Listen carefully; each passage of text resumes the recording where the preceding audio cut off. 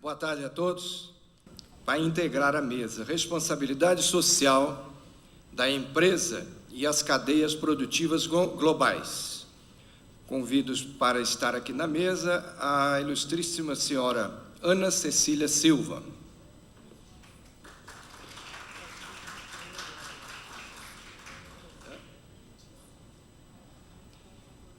Ana Letícia Silva.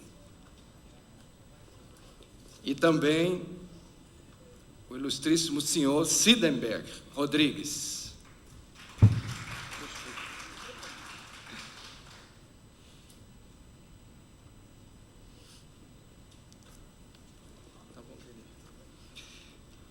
Bom, Ana Letícia Silva é economista, especialista em economia da saúde pública, coordenadora de políticas públicas no Instituto Ethos de Empresas e Responsabilidade Social. Sidenberg Rodrigues é membro honorário da Academia de Direitos Humanos, mestrando em Ciências Sociais e Políticas pela PUC de São Paulo, presidente do Conselho Superior de Responsabilidade Social da Federação das Indústrias do Espírito Santo e correspondente regional da Fundação ArcelorMittal Mundial.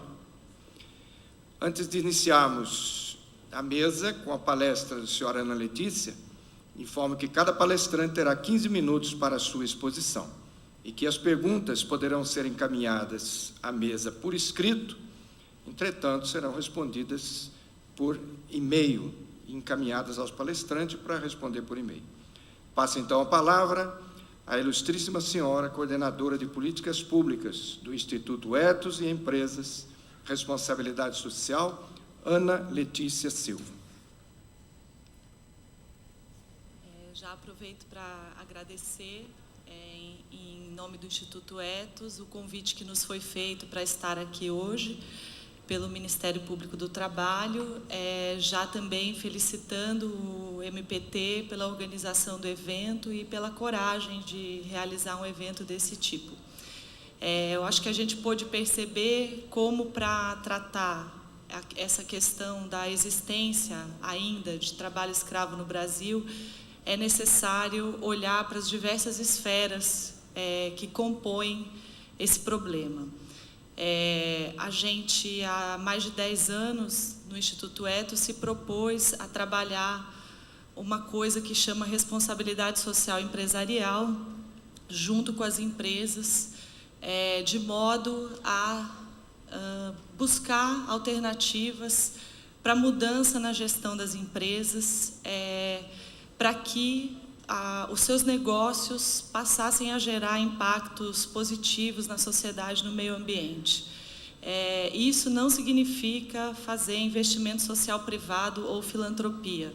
Significa mudar efetivamente o negócio da empresa, mudar o produto que está sendo entregue para a sociedade. A gente costuma dizer que, se a gente tratar de filantropia e investimento social privado, a gente está tratando de 1%, no máximo 2% do faturamento da empresa. Quando a gente se propõe a mudar a gestão da empresa, a gente está falando dos outros 99% do faturamento. E, no Instituto Ethos, é disso que a gente está falando. A gente sabe que muitas empresas acabam usando os seus resultados de responsabilidade social empresarial como forma de marketing, como forma de melhorar a sua imagem. Isso faz parte do processo, mas não é isso que a gente está trabalhando. Essa é a parte que algumas empresas podem se utilizar desses resultados para fazer autopropaganda, mas a gente está tratando de outro assunto, que é realmente uma mudança na gestão e mudança no tipo de influência que se faz na sua cadeia de valor. Nesse caminho, a gente tem enfrentado muitos dilemas. Os dilemas são dilemas quase sempre relacionados a problemas sociais e problemas ambientais. Até hoje, não foi possível enfrentar nenhum dilema sem diálogo intersetorial, sem diálogo social. E a gente tem batido nessa tecla. Não é fácil, não tem sido fácil desde o início. Talvez o dilema mais forte que a gente enfrentou desde a criação do Instituto Ethos até hoje tenha sido o enfrentamento do trabalho escravo, trazendo as empresas para a mesa, para discutir qual é a responsabilidade das empresas na persistência do trabalho análogo à escravidão.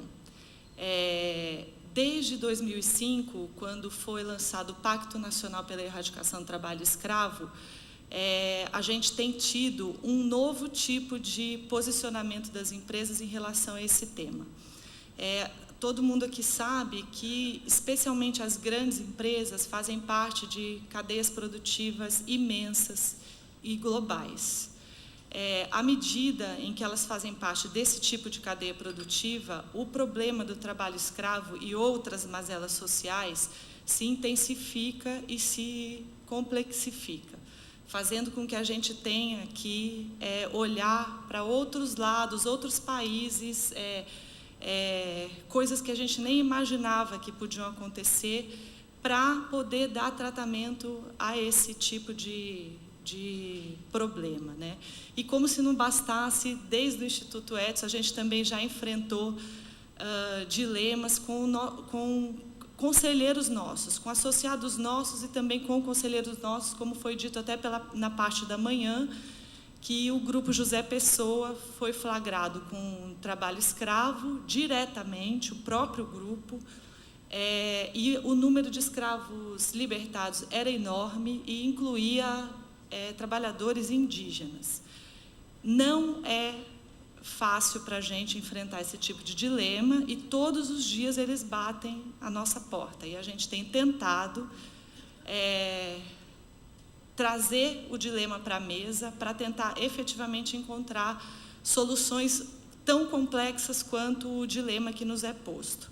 No caso específico do conselheiro, que era o José Pessoa de Queiroz Bisneto, ele saiu do conselho. Não acho que a gente vai parar de enfrentar esse tipo de dilema. Eles vão continuar acontecendo. Recentemente, talvez o caso mais emblemático, porque saiu na TV, tenha sido o caso da Zara, que é uma empresa que participa de uma cadeia produtiva global, que é a cadeia de confecções, e foi flagrada com trabalho escravo. Não foi a Zara que foi flagrada com trabalho escravo e nem o fornecedor direto da Zara, mas sim a partir daí, né? As grandes empresas, os magazines, se relacionam com fornecedores que, no geral, têm todos os trabalhadores registrados formalmente na carteira de trabalho e tal, e esse é o primeiro elo da cadeia, mas o trabalho escravo não está no primeiro elo, está no segundo, terceiro, quarto, e assim vai. E claro que a existência de trabalho escravo está relacionada às urgências que as grandes empresas colocam como condição para o fornecimento de material, de produtos, para que tenha mais venda, para que o preço seja mais baixo, e aí a gente já sabe como que isso acontece. Aí, quando a gente começa a conversar sobre esse assunto,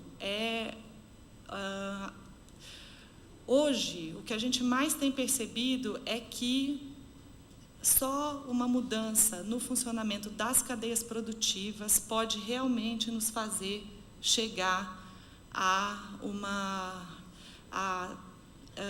mudanças efetivas nesse tipo de problema, porque a gente tapa de um lado, destapa do outro, aí tapa dali e destapa daqui também.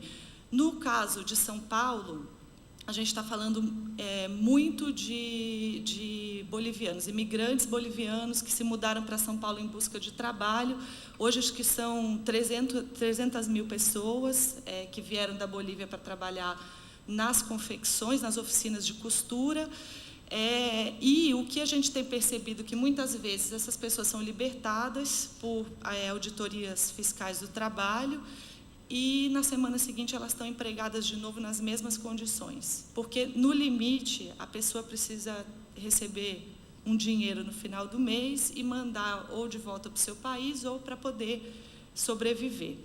Então, hoje, talvez o maior desafio que a gente esteja tentando enfrentar é efetivamente o de encontrar postos, ou criar, na verdade, não é nem encontrar, é criar postos de trabalho decente para que, em seguida da libertação dos trabalhadores, se haja uma condição de reempregá-los em outra condição.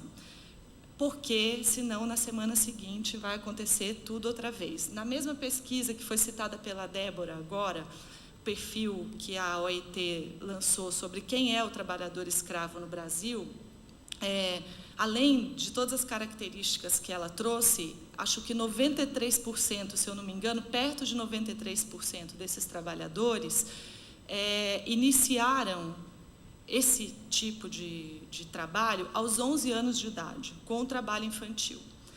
Então, a situação é muito mais séria do que a gente consegue alcançar para tentar resolver.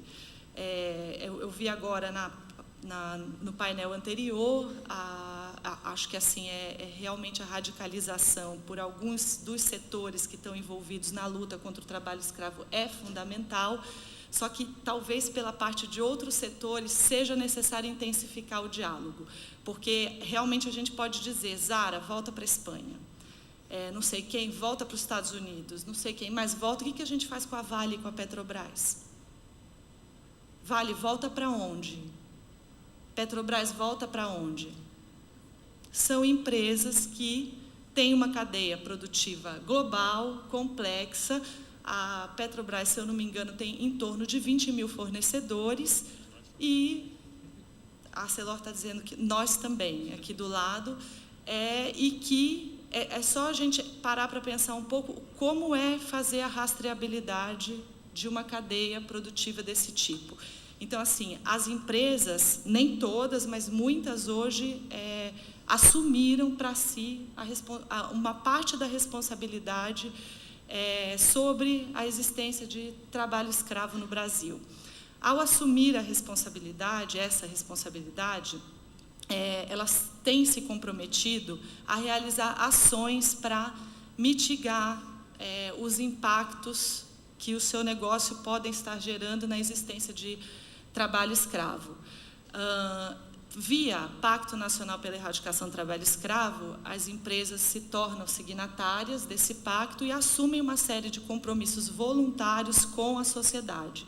Qual é a diferença desse pacto? Ele está ancorado numa política pública, na lista suja, do Ministério do Trabalho e Emprego.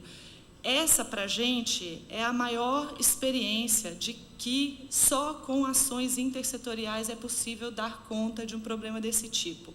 Quem está ancorando, quem está cuidando do Pacto pela Erradicação do Trabalho Escravo? A OIT, uma ONG chamada Repórter Brasil, que muitos de vocês conhecem e devem respeitar muito o trabalho deles de jornalismo investigativo, o Instituto Observatório Social, que é ligado aos trabalhadores, aos sindicatos, à CUT, e o Instituto Ethos, que estabeleceu um determinado tipo de diálogo com as empresas para tratar desse tipo de dilema, né? E a gente vem trabalhando com esse pacto, inclusive olhando para ele como experiência e ampliando para outras esferas, como desenvolvimento territorial, respeito aos direitos humanos, combate à corrupção. A gente tem tentado seguir o modelo desse pacto, outros dilemas que nos foram postos ao longo desse tempo. É verdade, eu lembro da Marcela falando na parte da manhã que logo no primeiro ano, 9 empresas que se tornaram signatárias do pacto tiveram que sair do pacto porque não cumpriram os compromissos. A gente continua vivendo isso. O que eu posso dizer é que, pelo menos agora, a gente vê as empresas assumindo compromissos e dizendo para a sociedade que não cumpriram. Antes, a gente nem isso não tinha. A gente não tinha as empresas assumindo compromissos com a sociedade. No momento em que elas assumem, e se elas não cumprirem, elas vão ser obrigadas a dizer que não cumpriram. E isso começa a dar ferramentas para a sociedade também julgar as empresas. As empresas passam a se relacionar mais de uma forma mais próxima e mais intensa com a sociedade, oferecendo mais mecanismos de controle da sua atuação. Eu vou caminhar para o fim já, para que a gente possa passar para o... Está dentro do tempo? E falando sobre, mais uma vez, sobre o problema das cadeias produtivas globais, trazendo como exemplo a cadeia produtiva do aço, que envolve as carvoarias e a produção de carvão.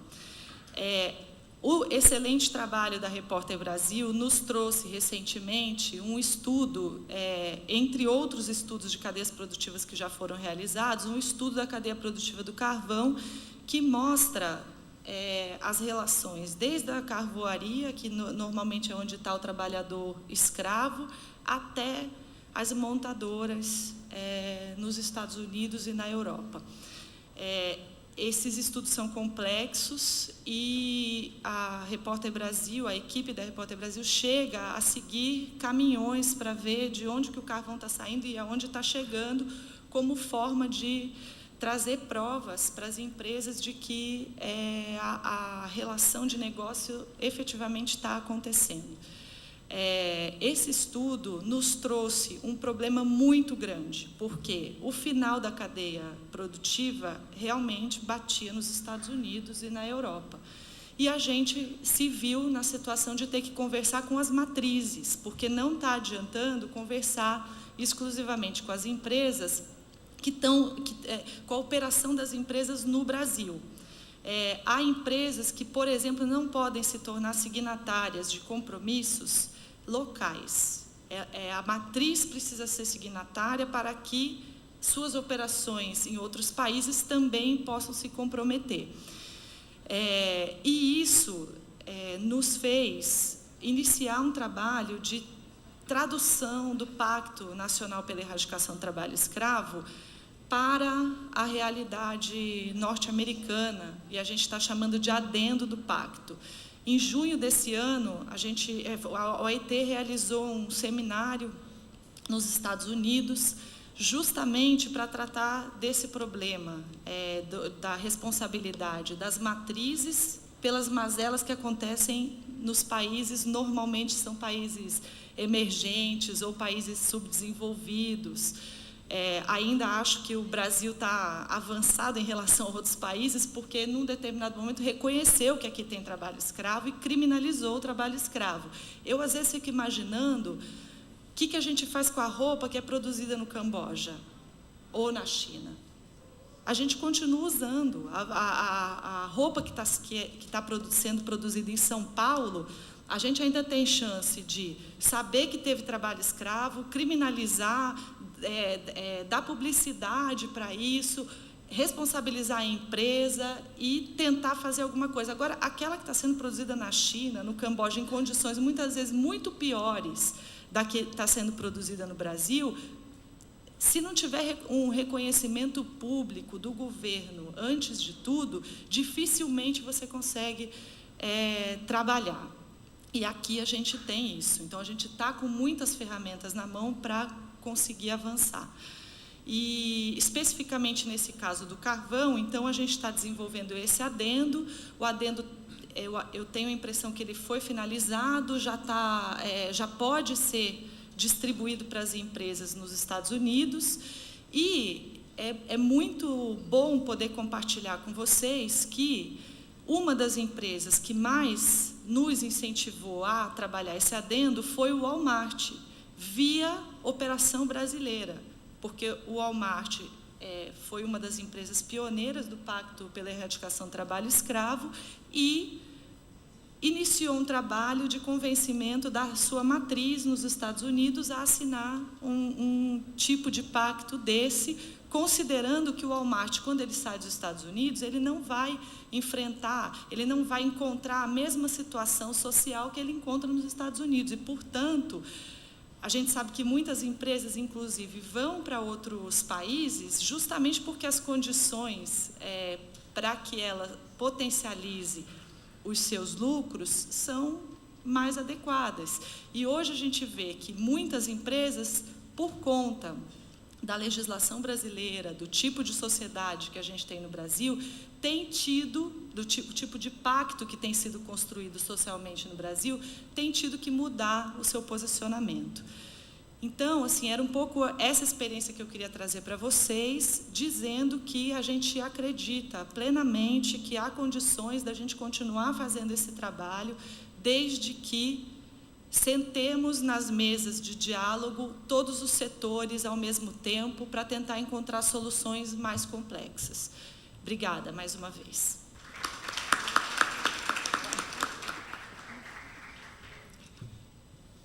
Passamos então a palavra para Sidenberg Rodrigues. Só enquanto o computador acorda aqui, boa noite. Antes eu queria cumprimentar meus colegas de mesa, né? Ana, a velha guerreira do Edson, um belo instituto que tem mudado a consciência. O passo para mudar a atitude, o passo pela mudança consciencial, que reflete no atitudinal, passando pelo comportamental. O Schuller, que representa uma grande rede também empenhada em sempre divulgar essa parte social, super parceira. Mesmo que eu perca 5 minutos aqui, eu não poderia deixar absolutamente de dar os parabéns ao Ministério Público do Trabalho por mais essa, da 17ª região. Por quê?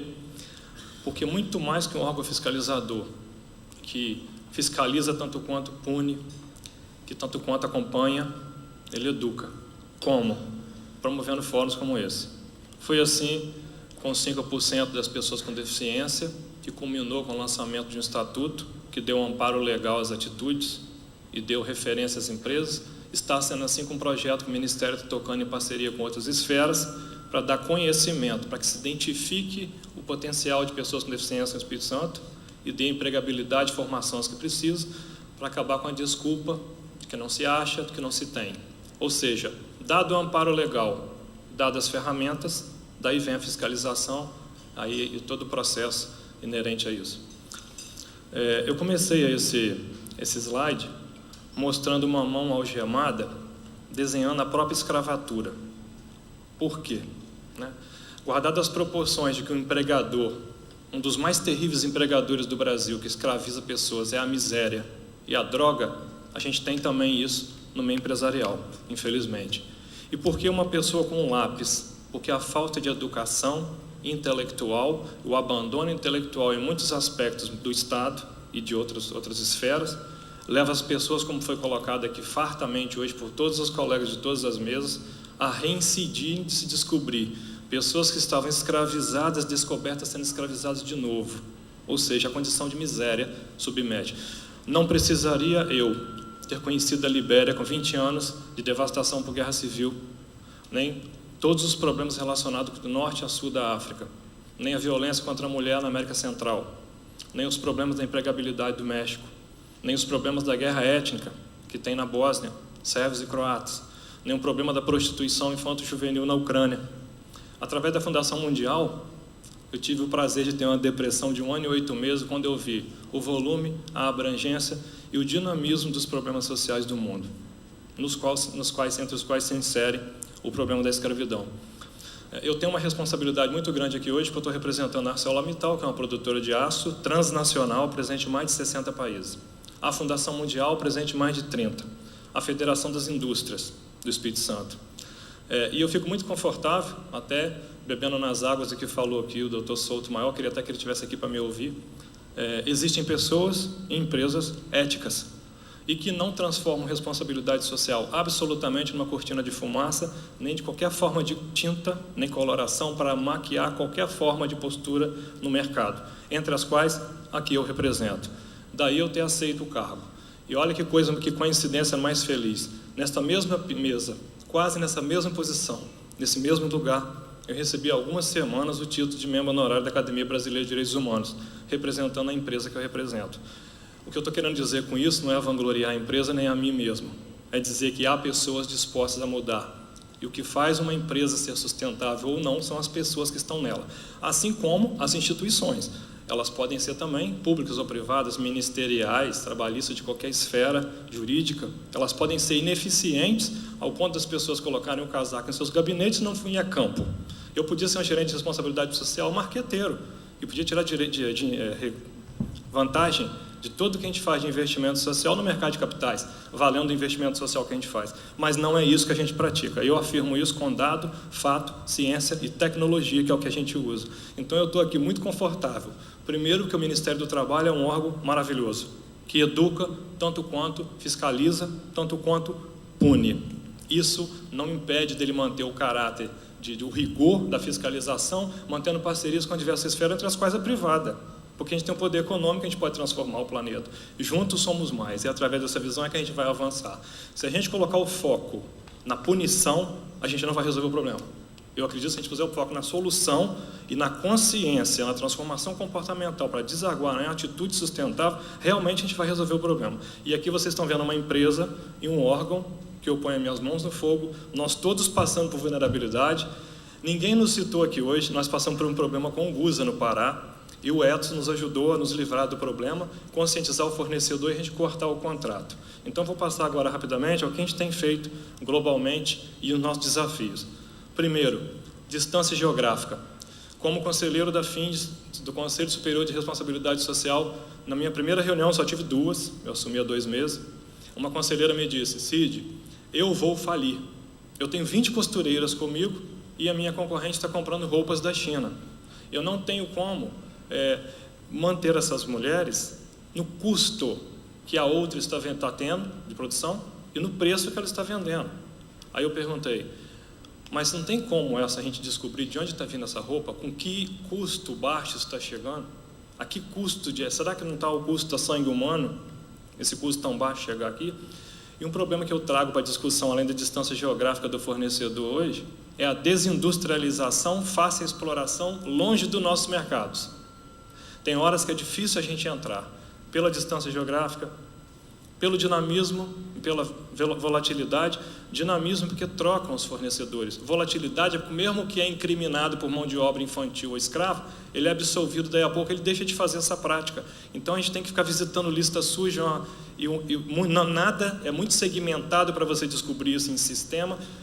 Por que a gente foi procurar o Ministério Público do Trabalho com a questão do portador da deficiência para o mercado?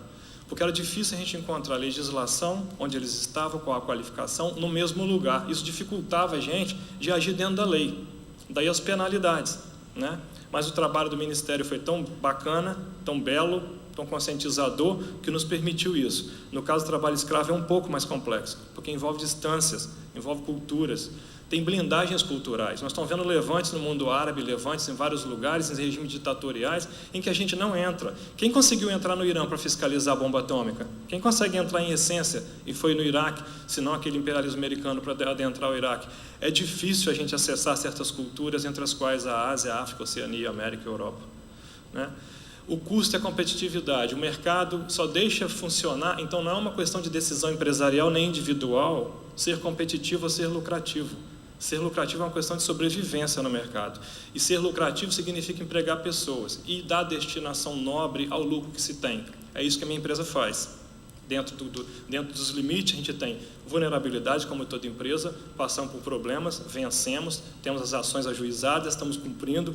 A gente não é perfeito, o ser humano não é perfeito, e as mudanças conscienciais, as mudanças humanas, elas não são uniformes, tão pouco homogêneas, nem todo mundo ao mesmo tempo, nem todo mundo ao mesmo nível, as pessoas estão sempre variando. Agora, a lei tem que punir, né? Isso não pode deixar de acontecer, né? E a gente tem que tirar do mercado as pessoas realmente não comprometidas com práticas que digam respeito aos direitos humanos. A flexibilidade política de alguns países permite a exploração. Então, a gente que trabalha com uma fundação mundial, que está em muitos lugares, a gente vê muitas coisas, gente. A gente vê escolas que são 2 tijolos, uma panela e uma lata, fazendo comida para as crianças. Então, assim, as diferenças hoje no desenvolvimento humano são muito marcantes, e são abismos de diferença. Agora, eu não quero entrar nessa discussão aqui não, mas eu participei de uma mesa na Noruega, em que o maior problema que eles estavam tendo era suicídio. É o maior índice de desenvolvimento humano do mundo, é o menor desemprego, é a melhor qualidade de vida. E tão poucas pessoas estão infelizes. E a pergunta para mim era o seguinte: por que vocês do Brasil estão azuis? Quer dizer, eles estão vermelhos, né? Mais de 38 mil pessoas a cada 100 mil habitantes mortos por ano por suicídio. Por que alguém pega uma metralhadora na Noruega e mata? Então, assim, não querendo entrar num assunto aqui nessa mesa de que a felicidade tem a ver com o desenvolvimento no aspecto econômico como a gente o conhece, a gente tem que levar o Brasil e outros países que ainda não atingiram um estado de direito de legalidade a um nível muito mais alto que a gente está. Então, a gente não pode parar de buscar essa condição. As permissividades contratuais, né, que também dispenso comentário. A consciência do explorado, porque muitas vezes a gente viu colegas falando aqui hoje do próprio Ministério do Trabalho, o silêncio deles, até pelo desconhecimento dos seus direitos, até pelo desconhecimento da sua própria condição como cidadão. Não se dão conta nem do que eles têm direito a ter. E, às vezes, como eu disse, um dos empregadores mais terríveis que se tem é a miséria, né? E a miséria escraviza. Então, para fugir da miséria, eles entram na escravidão empresarial. E aqui a limitação do consumidor, que o doutor Daniele sabiamente colocou aqui, nós continuamos comprando as coisas independente de onde venham, mesmo vendo as denúncias na televisão. Então, nós somos corresponsáveis como cidadãos, sim, e não podemos negar isso. Bom, aqui eu vou falar rapidamente do Acordo Nacional Brasileiro aqui para a Erradicação do Trabalho Escravo. Estava conversando com a senadora Ana Rita, que é uma parceira super bacana, muito competente, muito atuante. A Organização Internacional do Trabalho tem feito um trabalho brilhante, nos ajuda. O Instituto Etos, sem comentários, Instituto brilhante, tem feito um trabalho assim, de consciência das empresas, de atuação, até na forma da gente reportar a responsabilidade social e até a sustentabilidade como um todo, sem que pareça marketing institucional, mas a gente tem direito, isso é direito, né, de imagem, por fazer um bom trabalho. Senão, como é que a gente vai se diferenciar de um que não faz? Né? Quando a gente faz um trabalho real, a gente tem que mostrar mesmo. Agora, investir muito mais em publicidade, na familiaridade, do que na credibilidade, que é a ação real, ou seja, é deixar palavras em discurso. E isso não é permitido. E deveria ter um pouco mais de foco na responsabilidade social realmente, para separar joio de trigo, porque a gente se sente muito desconfortável quando a gente é igualado a todo mundo que faz responsabilidade social de marketing, né? Os sindicatos têm um papel fantástico, eu estou falando agora de mundo, gente. Se perdeu um pouco de força algumas instituições, a importância do sindicato é muito grande, porque o sindicato ele defende as classes, ele se une e ele está dentro do conjunto dos elos que divulgam, que difundem, que denunciam, para se mostrar o que está de errado, o que tem que ser feito. E eu sou um árduo defensor, eu sou admirador de Marx. Então, eu gosto do sindicato, eu acho que a luta de classe ela vai ser eterna, mas a gente tem que evoluir nesses aspectos. As organizações da sociedade civil, hoje aqui na mesa eu fui falar do mal de ONG, uma das pessoas colocou de uma forma pejorativa, eu não concordo, eu acho que tem ONGs e tem ONGs. A gente tem políticos e políticos, a gente tem uma Ana Rita que a gente não é acima de qualquer suspeita. A gente tem ministério, dentro do ministério tem procuradores e procuradores, dentro de empresas tem executivos e executivos, ou seja, não se pode generalizar. ONGs não são um mal, ONGs são os nossos braços, os nossos olhos e os nossos corações no tecido social. Uma empresa não tem perna para estar na extensão territorial que a circunda. Então, a gente precisa. As ONGs que trabalham com a gente estão acima de qualquer suspeita, entre as quais a AICA, que é derivada da Caritas, da Igreja, ligada com a CNBB, algumas ligadas com a Pastoral da Terra, outras ligadas. O próprio Leonardo Boff é nosso parceiro, Frei Beto, essas pessoas todas, e a gente defende o ONG. Então, as ONGs, nessa parte da erradicação do trabalho escravo, têm um papel fundamental, porque elas estão em campo, elas sabem mais que a gente, elas são nossos censores. E as empresas em si, que não vou entrar no detalhe. Rapidamente, para quase finalizando aqui já, a gente tem 3 aspectos na estrutura da proteção ao trabalho escravo mundialmente falando. As leis trabalhistas, os seus instrumentos. Ação civil pública, inquérito civil público, ajuizamento de ações, audiências públicas e todos os instrumentos legais usados pelos órgãos competentes e as respectivas punições. Isso varia de país para país, gente. Tem país, como colocou uma professora que estava aqui hoje falando, acho que é da UERJ, se não me engano. Ela falou que não existe legislação, realmente não tem, outros são precários o suficiente. Mas a esfera da legalidade ela é imprescindível, por isso que tem que dar respaldo legal para a ação.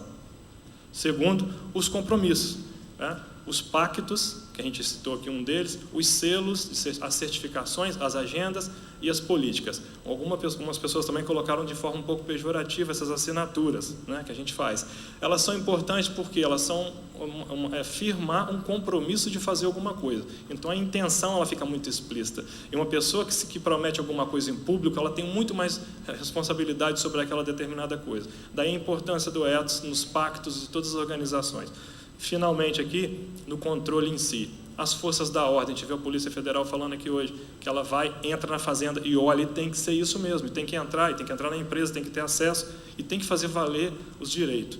As auditorias que as próprias empresas fazem, e o desenvolvimento fornecedor que todos correm. Aí a gente fala, as empresas costumam falar assim, agora eu vou falar um pouco da minha esfera, negativamente.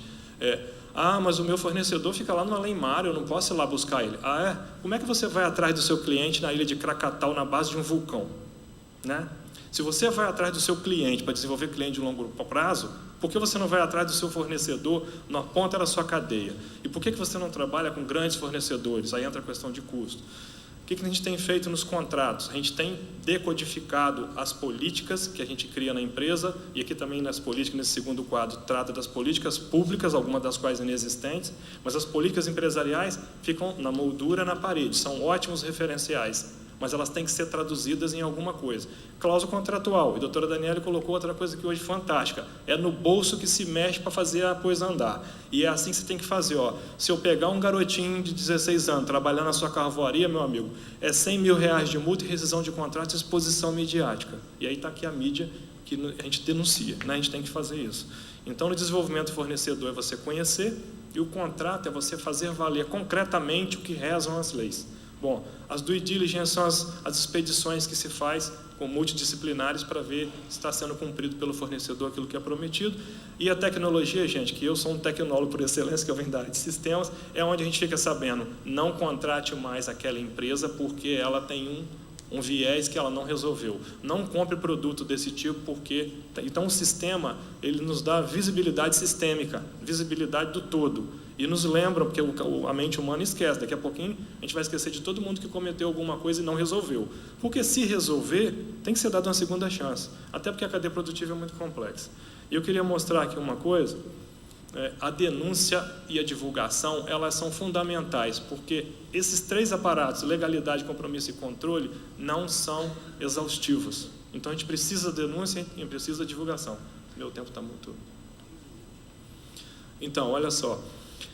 Nesse aspecto, face à complexidade disso, quando a gente transpõe isso para uma cadeia produtiva que envolve 10, 20 intermediários para a gente chegar às pessoas, né? E falando em intermediário, a doutora Daniele também colocou uma coisa importantíssima aqui hoje. Quando a gente usa o Cine e a gente instrumentaliza como empresa um órgão como o Cine, a gente garante que os empregados que estão passando por ali, eles vão ter um acompanhamento e vai ter um dificultador para quem quiser escravizá-lo ou para quem quiser contratar criança. Então, essa parte do intermédio. Face à complexidade disso tudo, as distâncias geográficas, as diferenças culturais, a diversidade, a volatilidade, o dinamismo, o dinamismo e o volume disso, a gente precisa lembrar disso aqui. A gente não pode esquecer dessa parte. Os direitos humanos dependem fundamentalmente de todos e de cada um. E eu falo aqui de todos os elos da nossa rede social. Aqui está o Ministério Público do Trabalho, TRT, SRT, MPT, Polícia Federal, Tribunal de Justiça, Segurança Pública, e todos dentro do Ministério Público Estadual tem todos os centros de apoio. E eu vou dizer uma coisa para vocês como empresa. Eu fico muito tranquilo de estar aqui no Ministério Público do Trabalho, num evento em que afugentaria a maior parte dos empregadores, porque as pessoas têm medo de ter contato com esse tipo de coisa, até pelas vulnerabilidades que todos temos e temos de assumir, né? Agora, eu fico muito tranquilo, por quê? Porque eu estou vendo daqui de onde eu estou sentado, a doutora Daniele, a doutora Ana, vi o doutor Djailson agora há pouco, estou vendo a doutora Janete Pantaleão, que é a fada madrinha da Infância, Juventude e Judiciário Capixaba, estou vendo a Ana do lado dela. Quando a gente é real, quando a gente tem intenções e propósitos reais, quando a gente é espiritual nas nossas buscas, no sentido holístico dessa palavra, a gente fica muito tranquilo de saber que essa rede, ela está toda interessada na mesma coisa. O que falta é exatamente uma definição estruturada de como agir, a parte procedimental disso. Então, sem esse debate, sem essa busca do pensar coletivo, sem as atitudes individuais, nada é feito. E rapidamente aqui, eu vou tentar mostrar para vocês o último slide, a experiência do Brasil, que eu apresentei, na maior manifestação de direitos humanos que teve no mundo, que foi em Frankfurt, em 1º de maio de 2009, apresentei 3 anos seguidos no Seminário Internacional de Responsabilidade Social e Sustentabilidade de Paris. E por que o sociólogo Gerhard Rose prefaciou o segundo livro que eu lancei, que foi uma denúncia da miséria no mundo. O que eu fiz? Eu peguei o celular nas minhas viagens internacionais por causa da fundação e fotografei mendigo na Champs-Élysées, na Piccadilly Circus, Amsterdã, em todas as capitais ricas, para mostrar num único livro uma extensão contígua de miséria, que a miséria estava em todos os locais e que as pessoas estavam pulando por cima dos mendigos sem olhar.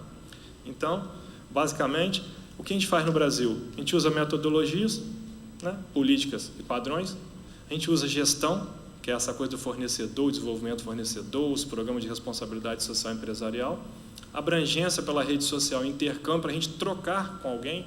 Eu quero comprar alguma coisa lá do Sri Lanka, eu quero comprar alguma coisa da Índia, como é que está a cadeia produtiva lá? Então, essas trocas, e hoje o mundo, gente, é muito pequeno, é uma rede global pequena. E a parte de tecnologia que nos dá essa visão e o acompanhamento e a retroalimentação. Aí são 2 telas de um sistema que a gente criou em Vitória e aí a gente exportou para 30 países, porque a gente dá o controle e a visão de tudo que a gente está fazendo socialmente. Aqui é o que a gente tem de problema. Eu vou mostrar muito rapidamente aqui que a educação realmente, como foi posto aqui, é o cerne da espiral da evolução. Aí a gente trabalha com o Tribunal de Justiça, com a família, tem um estatuto ali em cima que a gente editou como empresa, em parceria com o Tribunal de Justiça e com a Centro Operacional da Infância e Juventude do Ministério Público. Aqui tem as cartilhas da Polícia Federal e da Polícia Civil para dar amparo legal para as pessoas e conhecimento à sociedade. A justiça restaurativa e a justiça terapêutica são tendências que a gente está tentando trazer para a Vitória. Já fizemos 2 debates aqui no TJ e estamos puxando. A pacificação, as políticas de pacificação, trabalhou o traficante em si para a gente acabar com a gênese do problema da violência, né? Aí são as cartilhas da pedofilia e dos conselhos tutelares da criança e adolescente. Emprego e renda são as ONGs para tirar da miséria os pais, porque pais não miseráveis não deixam filho entrar em prostituição nem trabalho infantil, e tampouco pais empregados vão se tornar escravos e conscientes de seus direitos, principalmente pais educados, têm a chance da educação. Aí é uma cartilha, é um estatuto do idoso, que também tem uma coisa que não foi falada aqui hoje durante o dia inteiro, é que o idoso também é escravizado, e muitas vezes pelos netos e pelos filhos, e isso não fica claro. E eles trabalham como burro de carga. Há pouco tempo estavam indo 10 velhos por mês para as ruas no Brasil, né? Então, esse estatuto, feito com o Centro de Apoio Operacional à Defesa Comunitária e Direitos Humanos do Ministério Público Estadual. Aqui embaixo tem o estatuto dos PCDs, feito com o Ministério Público do Trabalho. Aqui é o modelo pedagógico contextualizado que tem tirado de cada 50 meninos presos, a gente está recuperando 49, um belo trabalho. E, finalmente, aqui embaixo, o livro de Direitos Humanos que a gente lançou em Lisboa, dia 21 de outubro agora. Infelizmente, eu não pude estar presente, a academia lançou, com o Dr. Jorge Miranda e o Dr. Paulo Pinho de Albuquerque, do Parlamento Europeu. É um livro feito aqui em Vitória, foi lançado aqui no TJ, tem um prefácio do Dr. Manuel Alves Rabelo, lançado em Lisboa. São recortes, são artigos muito bacanas, de juristas do mundo inteiro, em diversas línguas, entre os quais um que eu gostei particularmente, que fala do Ministério Público do Trabalho. Então, eu queria terminar dando os parabéns pelo 20 anos ao Ministério Público do Trabalho, por tudo de bom que ele é como órgão, porque ele transcende os limites, as fronteiras da sua atuação. E ele está nesse livro, na página 321, um belo artigo sobre o Ministério Público do Trabalho. Quem quiser saber o que faz esse órgão e a grandiosidade dele, é só ler. Tá? Muito obrigado aí pela atenção de todos vocês.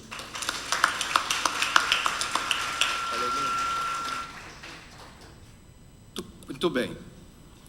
Finalizando os nossos agradecimentos, então, aos palestrantes, Ana Letícia e o Sidenberg. O tempo é curto e a informação é muito grande, daria para evoluir mais, mas cumprimos a nossa meta aqui. Obrigado pela atenção de vocês. Boa tarde.